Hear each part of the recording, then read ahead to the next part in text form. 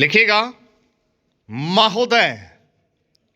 इस संबंध में दिन प्रतिदिन बढ़ने वाले भ्रष्टाचार की समाप्ति के लिए और कर्मचारियों के रवैये के संबंध में माननीय सदस्यों ने विचार प्रकट किए। मैं समझता हूं कि इससे कोई समझदार व्यक्ति इनकार नहीं करेगा कि भ्रष्टाचार को प्रोत्साहन नहीं देना चाहिए। अतः इस ओर विशेष ध्यान देने की आवश्यकता है। भ्रष्टाचार को समाप्त करने के लिए जो कठिनाइयां सरकार के समक्ष हैं, उन पर शीघ्र ही कदम उठाए जाने चाहिए। यदि सख्ती भी बरतनी पड़े तो चिंता नहीं, हमें ऐसे कदम उठाने ही हैं।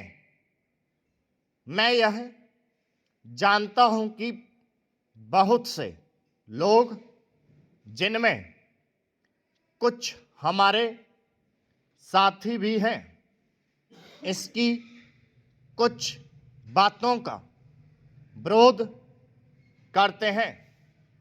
परंतु यदि हम देश की उन्नति चाहते हैं, यदि हम देश को आगे बढ़ाना चाहते हैं और विशेषकर यदि आप समाजवादी ढांचे के आधार पर, जिसको कि कांग्रेस ने देश के लिए निश्चित किया है, इस देश की व्यवस्था करना चाहते हैं, तो हमारे लिए आवश्यक है कि हम इस तरह से कदम उठाएं कि जिससे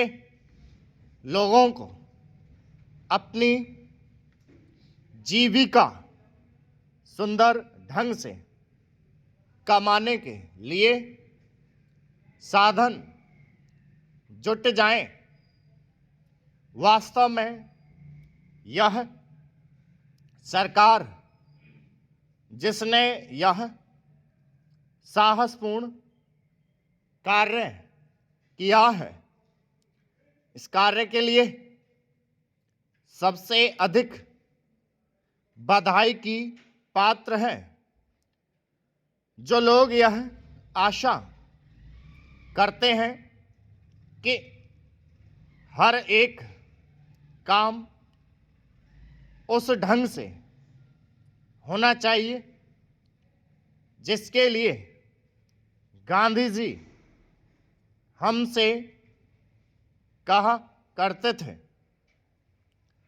और जैसा कि अभी हमारे एक साथी कह रहे थे कि जिस तरह से सरकार ने इस संबंध में व्यवहार किया है, वह गांधी जी की नीति के अनुसार नहीं था।